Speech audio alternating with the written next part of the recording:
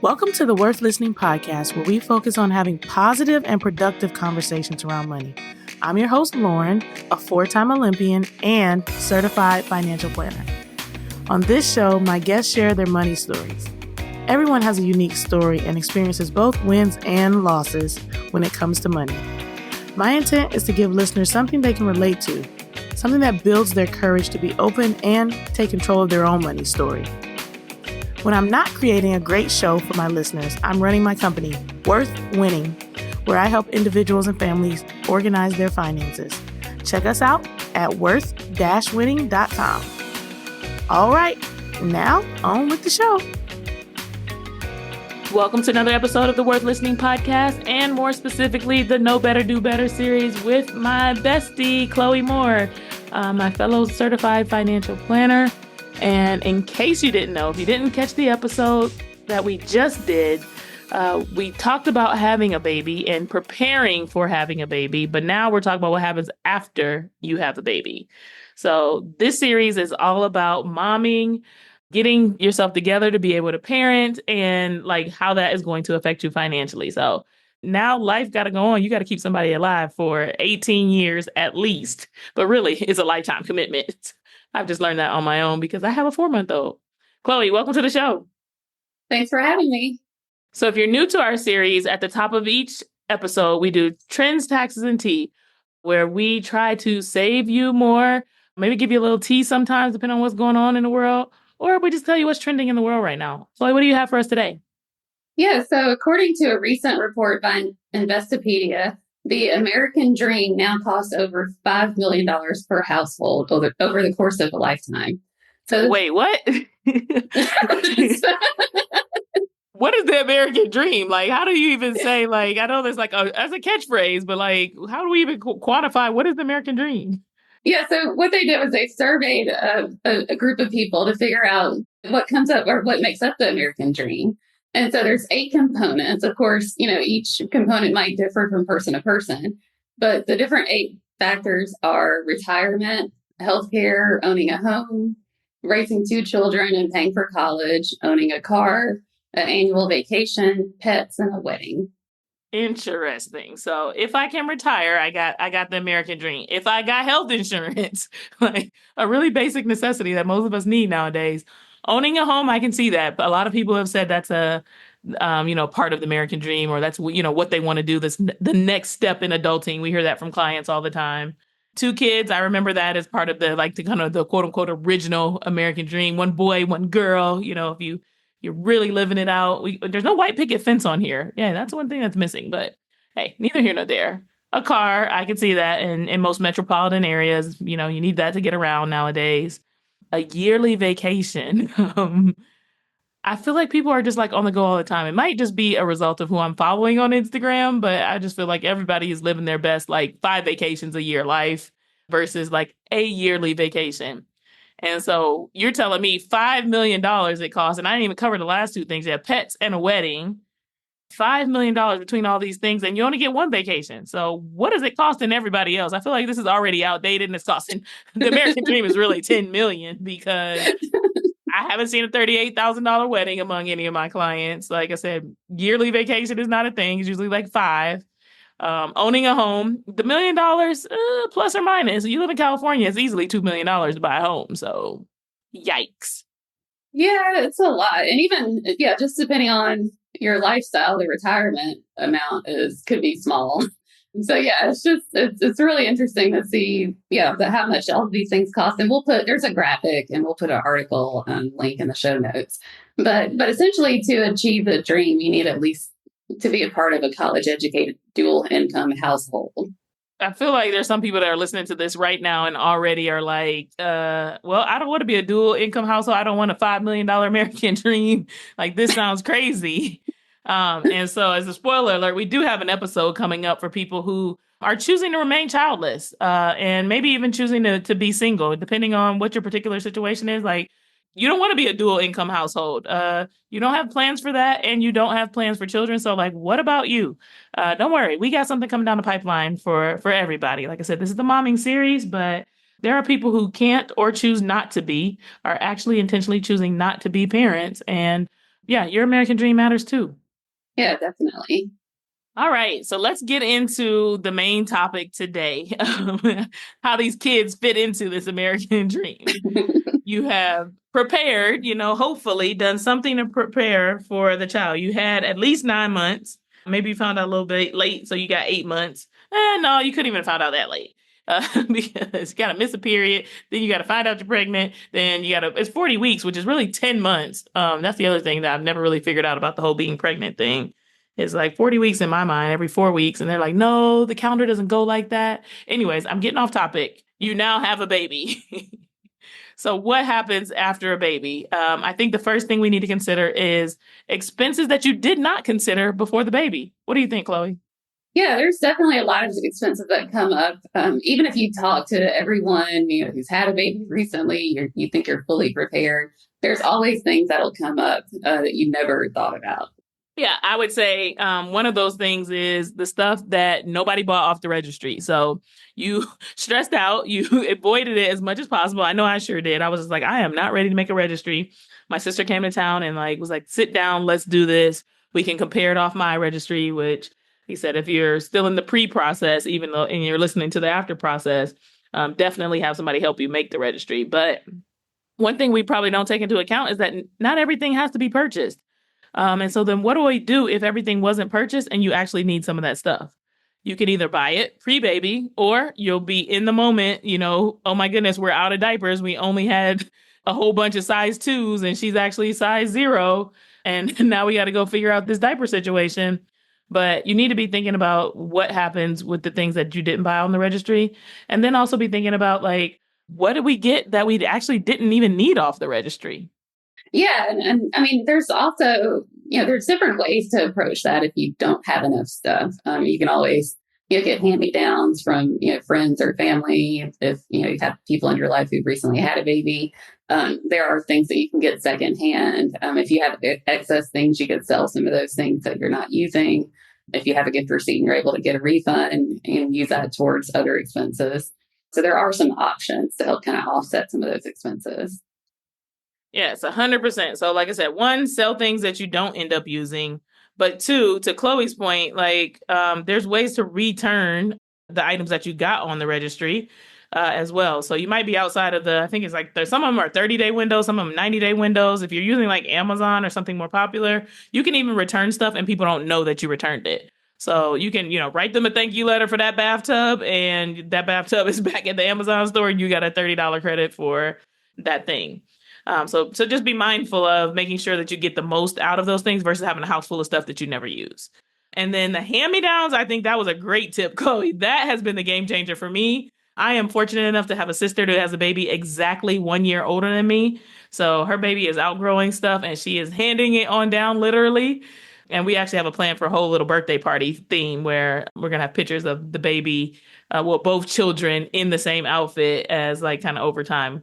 But the hand-me-downs, game changer. I have bought literally no clothes for my child. Between the registry and the stuff that my sister gave me, I actually have one other friend who has a child that's 1 year and 1 month older, who is also giving me some hand-me-downs. But don't be too proud. Like you said, they're going to throw up on it. They're going to outgrow it after 2 or 3 weeks. Your baby does not need all brand new everything. Yeah, and hand-me-downs can be a game changer for sure. Another thing that you want to think about, fortunately, we always pray and hope for a healthy, happy baby. But, sometimes people have babies that have special needs or chronic health conditions. People are having kids a lot older now. And so, that could also lead to some complications or issues with pregnancies or with your child. So for some of those parents who do have kids with special needs or health conditions, that can create a whole nother level of expenses that maybe you didn't think about. Absolutely. Having to leave work frequently to make sure that your child is at doctor's appointments or physical therapy or speech therapy or, fill in the blank with whatever their particular need is one thing that could, start to affect your pay, start to affect your ability to do your job because you're definitely going to prioritize your kid. A child comes along and it turns your world upside down. But one thing that's really clear is before anything is going to be my child. That is how most people feel. And with that in mind, it's going to change the way that you spend your time and in addition to the way that you spend your dollars or even the dollars that you can earn because of like what may be going on. So that brings us back to healthcare. We talked a lot about that in the last episode, but making sure you have proper healthcare in place so that your child can get the best care possible based on their particular situation. Yeah. Another thing to think about as far as increased expenses is, what are you and your family going to eat? So, there's situations where maybe, like breastfeeding is free, but, I know Lauren, you mentioned last episode about just having issues with that and having to buy formula, which was an unexpected expense. And then also, you might not have time to cook, so you could order out more. So that could be an issue as well. Yes. So the game changer for me, this is the hack. If you've not had your child yet, or if you've just had it, it's not too late to have somebody organize a meal train.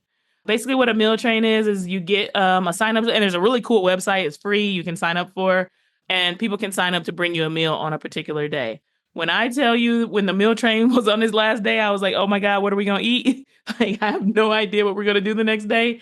It is a real thing to just like be in survival mode and not be able to really put effort into like, what are you going to feed yourself? But if you're not feeding yourself appropriately, you don't have the opportunity to make breast milk as well as you do if you are well nourished, because you're not going to be well rested in this moment. So definitely think about the meal train, but also, like you said, maybe having an additional fund, which we talked about in the last episode as well, to make sure that you can absorb the cost of eating out more versus cooking if you're a person that does usually cook at home. Now, if you already had the habit of eating out frequently, Uber eating or door dashing or whatever the case may be, then it might be relatively similar to what you were doing previously. And that's something we'll work with you on budgeting wise later, because we got to get those costs down. But survival of the fittest is a thing, but we also don't want to go into credit card debt while surviving.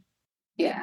Another thing to think about is travel. And so yeah, I know, Lauren, you're a big traveler, so so you could talk a little bit about this. Yes, I have done, I think I'm at 57 countries. I've kind of lost count, honestly. I need to go look at my little app and see where I am. But the one thing I said that I did not want having a child to stop me from doing is traveling. And we've been 4 months stagnant, not moving around, but we are getting on the road soon. Me and little Aria are headed out to New York, Dallas, Houston, and then New York again, all in a period of 10 days. So yeah, this little girl gotta get right or get left, I will leave her little butt behind, but I don't have to, because children under 2 travel for free. So as you're thinking about setting your budget and figuring out like what life looks like with a child, it may be hard to kind of get yourself going in those first 2 years. A lot of people, like I said, are tired. They're trying to sleep train. They're just trying to figure out like life, who am I in light of the fact that I now have to keep this human alive? If you can get that all under control and get yourself back on the road or get going, it is going to be more cost effective to do on the front end, because, like I said, for the first 2 years of your child's life, it is free 99. I know internationally, I just learned this rule. You do have to pay some taxes. Usually like $100 though. I haven't had to pay a whole lot. But yeah, where are you going to go as well? Like, the holidays, everybody wants to see the baby. Do you live in a different country or a different part of the country than most of your family? What does that look like to have an additional person traveling with you frequently? And how do you prepare in advance for it? Because those 2 years will go by fast as well. Yeah. And then also just think about future trips as well. If you're married or if you have a partner, you want to do trips, just with just the two of you. And so you have to factor in the cost of daycare or childcare while you're going on a vacation. And then also if you go on trips with the children or with your child, that's going to add in extra expenses as they get older. Yeah, I think the extra expenses come no matter what. And you're completely right, Chloe. Like, you still need some time alone. How are you gonna get to the thing that got to the baby making in the first place if you don't have time for each other? Yeah. I'm always gonna keep it real with y'all. Like, everybody knows where babies come from. But yeah, if you don't work on your relationship, you don't create time separate of your child, that child will consume your world, and that's not good for your relationship. So yeah, you got to get out there, got to do the things alone, but also there's a cost of leaving that child behind. Whether it's grandma coming, flying in, and you just paying for the flight, or if it's actual, like you said, paid childcare, which can get really expensive really quick. You definitely need to be thinking in advance about how you're going to move around and, what's going to make a lot of sense. I know for each of the places that I'm traveling coming up here, I had to get a different childcare provider. And so One of them, I flew to New York. Another one is actually in Dallas. So that worked out great for me. In Houston, it's just my sister. And then a friend actually volunteered to fly to New York. So I didn't have that additional cost for the last trip. But yeah, you never know. If somebody can afford it. Do you got rich aunties on your team? Or do you need to put that in? Your village is such that they will support you, but they don't have the financial means to be able to, pick up and go and, come to where you are. So definitely be thinking about that. Yeah.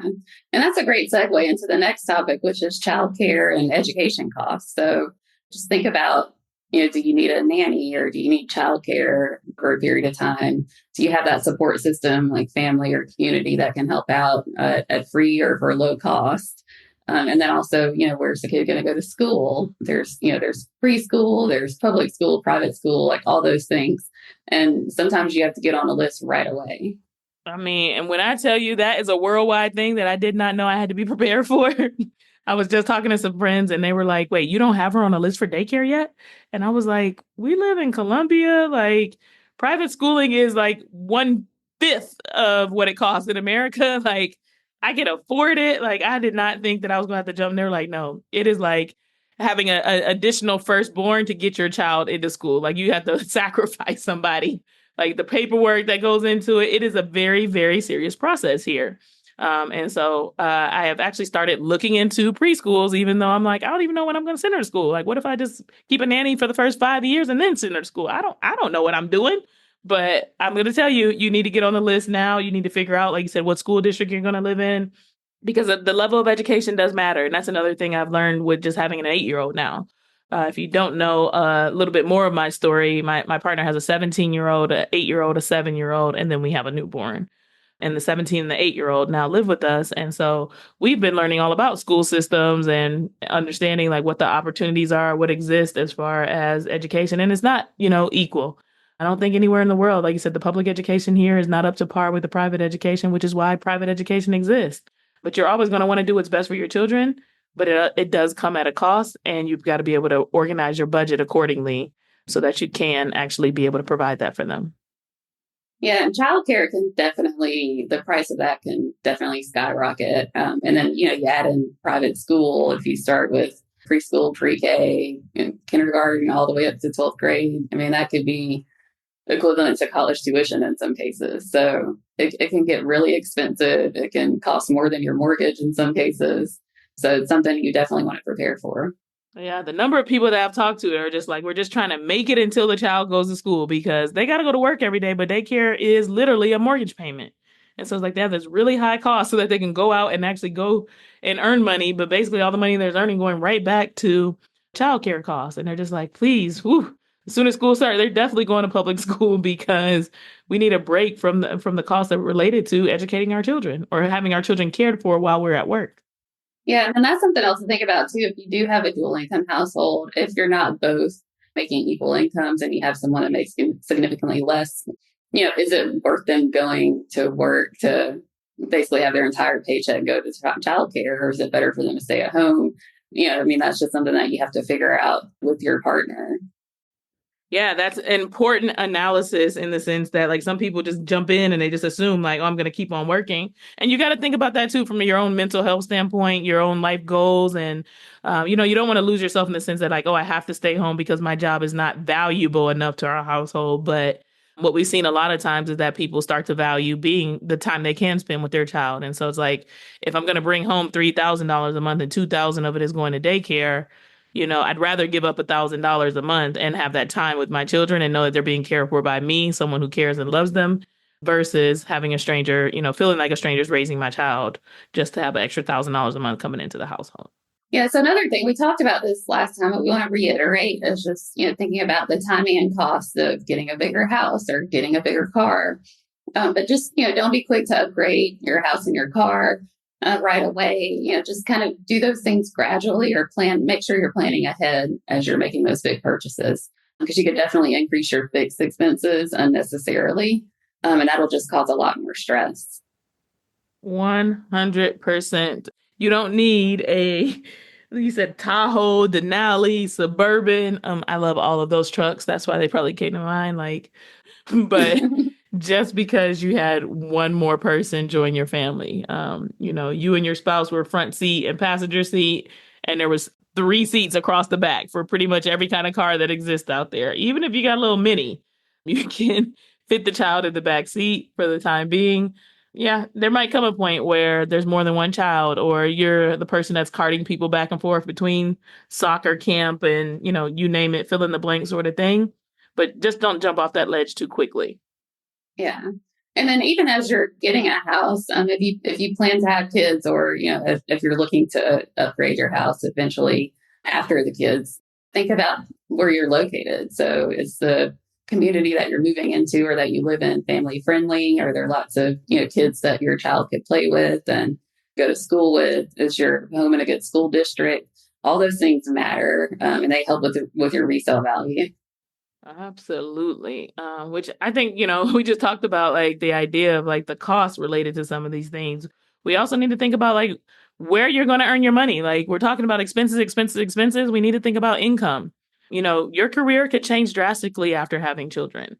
And so when I think about this, I think about like one, how your career is interrupted when you have the child. So we talked about paternity and maternity leave in the last episode, but you may be in a situation where you thought like the 3 weeks or the 3 months or you name it, whatever time period that was given to you was going to be sufficient.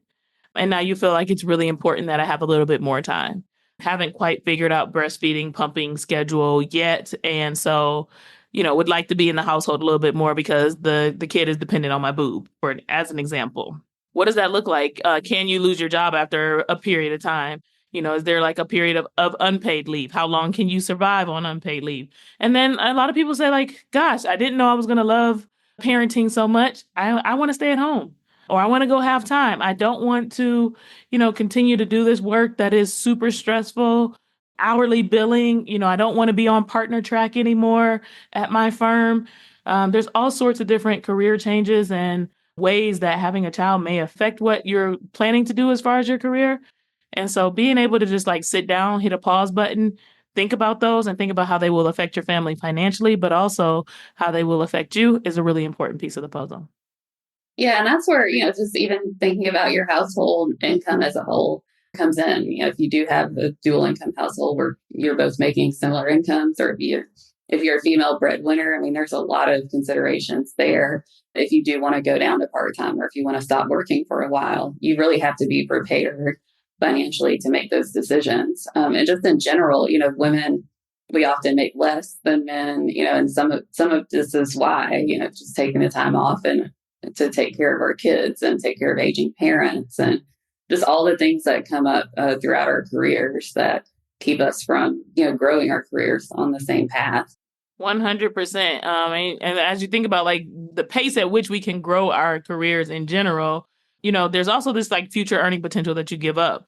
Maybe you decide to stay at home until your kids turn 5 or head to school or something like that. How does that affect the way that you're able to do your job? Have other people replaced you in the workforce that are younger, and so it's harder for you to find work that at the same income level? Are you playing catch up? Or are they just like, you've been out of workforce, we're going to start you back at kind of like baseline entry level salary. Like it really can affect your future earning potential to decide to take that time off. And so even if you do decide to, I'm going to step back for a bit, there may be long-term consequences to that step back as well. And I mean, there's nothing wrong with being a stay-at-home dad. I mean, we're seeing a lot more of that too, as women are starting to earn more and be more career focused. So, just really talk to your partner and figure out what's best for your family. Yes, yes, yes. The other thing I think we need to talk about is like, general financial planning update. So because you've been listening to this podcast, you have a financial plan. Me and Chloe are very secure in this. You've got a budget, you've got your debt figured out, you got a plan for it, you've got your taxes figured out, you're doing whatever is most tax efficient based on your situation. You put life insurance in place, you've got your estate planning documents, you are doing a doggone thing. High five to everybody who is doing the things because of our podcast, or maybe they were just like responsible adults. But either way, all of that changes when you have a child and you need to circle back and look at it. So what are some of the things we need to be thinking about, Chloe? Yeah, so life insurance, we talked about this in the last episode. And ideally, you want to get the coverage beforehand just to make sure that, while you're still healthy, or, you didn't develop any complications or health issues after the pregnancy. But if you didn't get that extra life insurance, you want to add additional coverage if you need to. So kind of do an analysis and see how much insurance do you need on top of what you already have, and start, getting that in place. 100%. I think that is a key piece of the puzzle, because what you don't realize about life insurance is that it takes care of people that were counting on your income while you were here after you are no longer here. So often what I hear is kind of a narrative, is this idea like, I'm not trying to make them rich, because you're like, oh, I'm leaving them with $3 million of life insurance. Yes, that could be game changing overnight.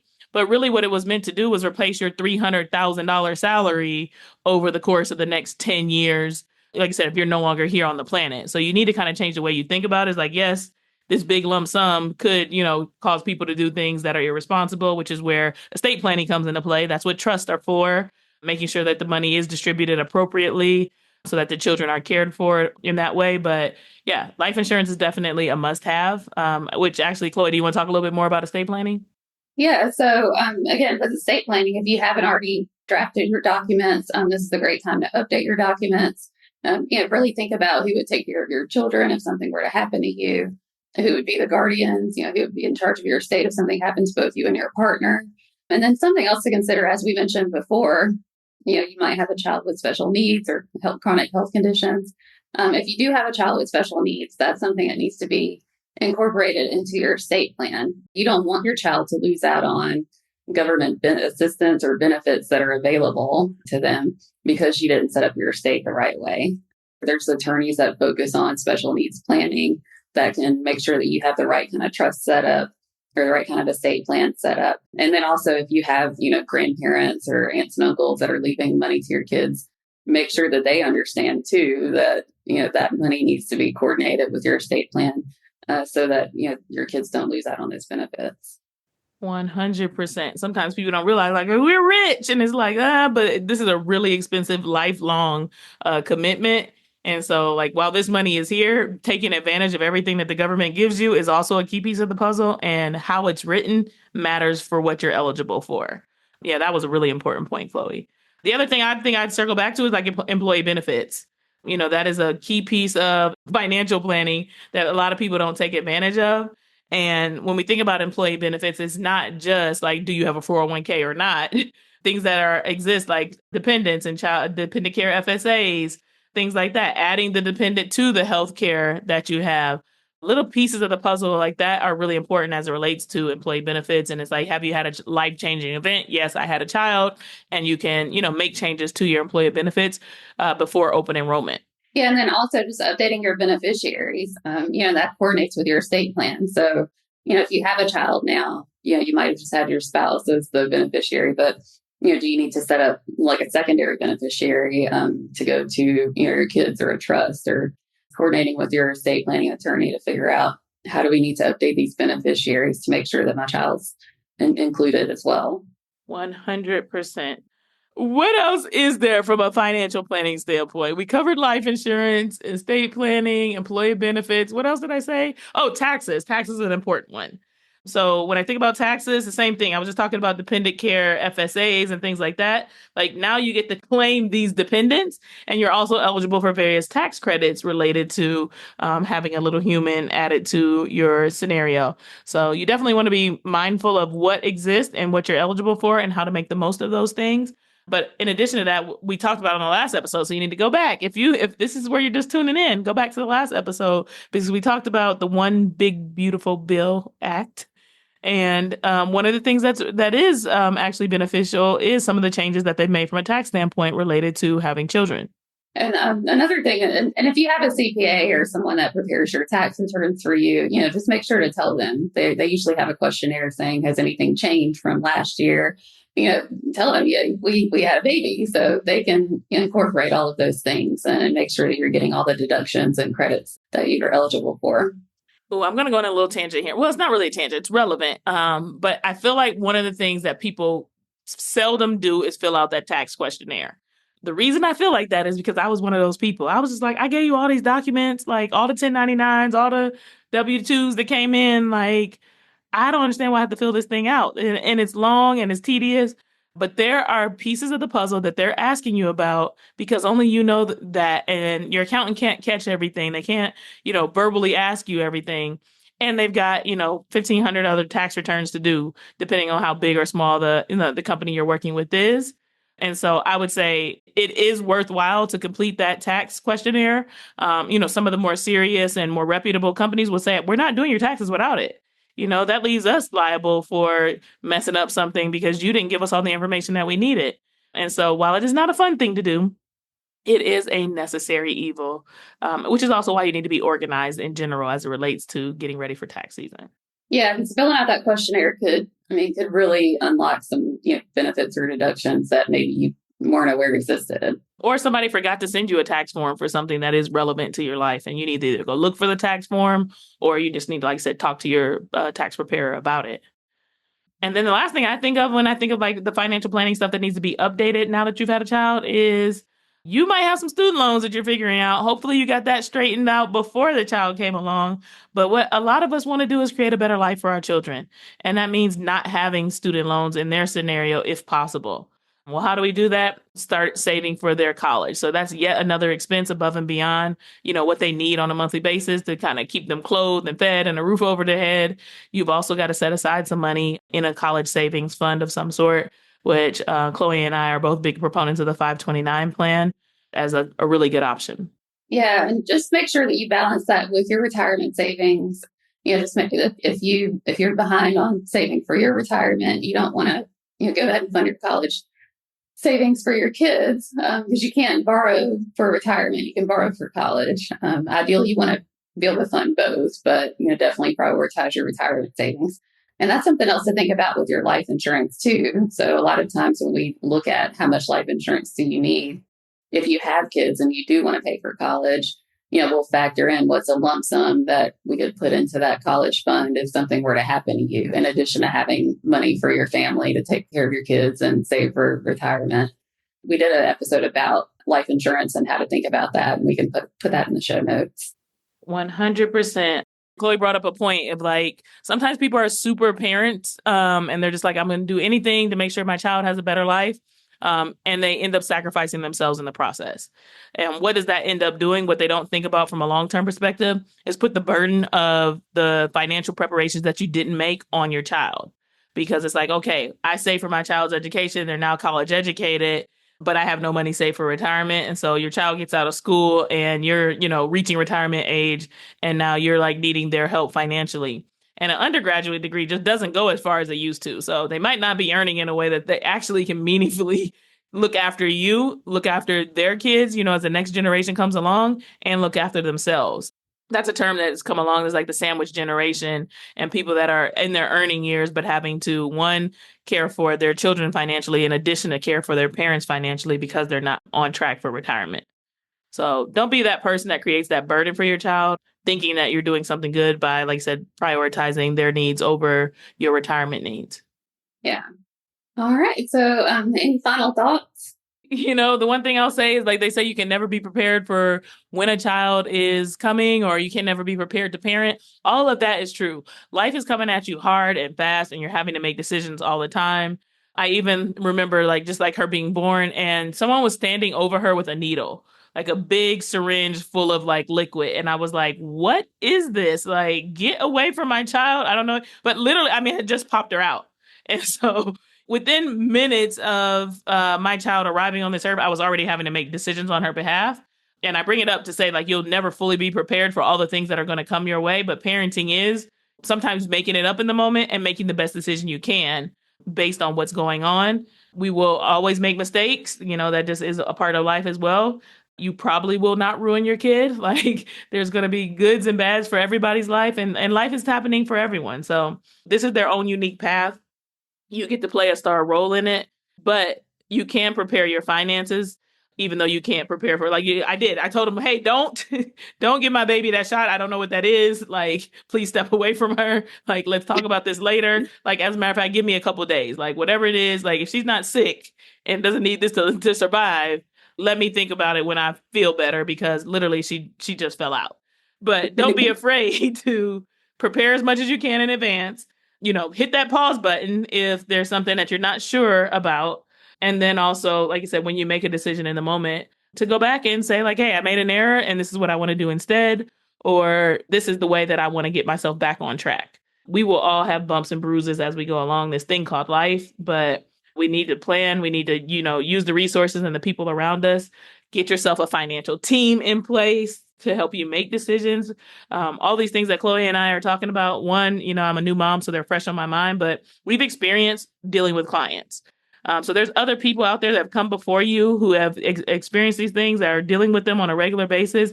And you can get the help of someone so that you don't make mistakes that other people have already made. Yeah. And it's never too late. Like, don't beat yourself up if you just started really thinking about how this impacts your finances after the baby. Just start now and just do what you can to get your finances on track.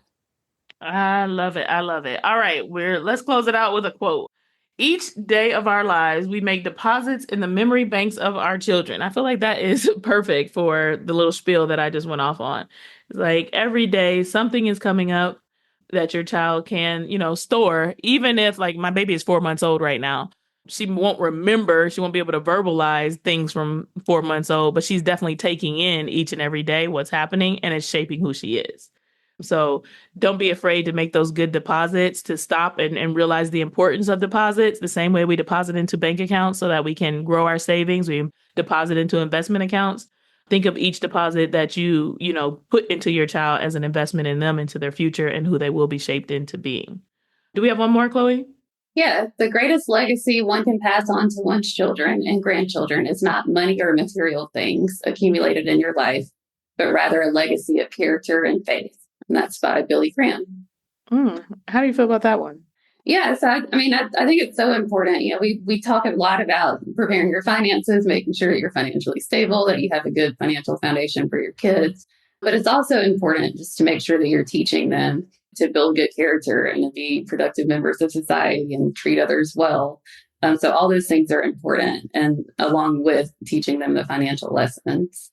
Yeah, because the reality is if you don't have a pot to piss in or a window to throw it out of, as my mother would say, if you can love your child and care for them, like you said, keep them fed, even if it's just with, something really basic like rice and water every day, you can grow a little Einstein. You can grow a productive citizen of this world. And that can be your legacy. More money helps, but also more money, more problems. So don't forget about the things that are more important than the material things in life. Yeah. All right. I think we did it, Chloe.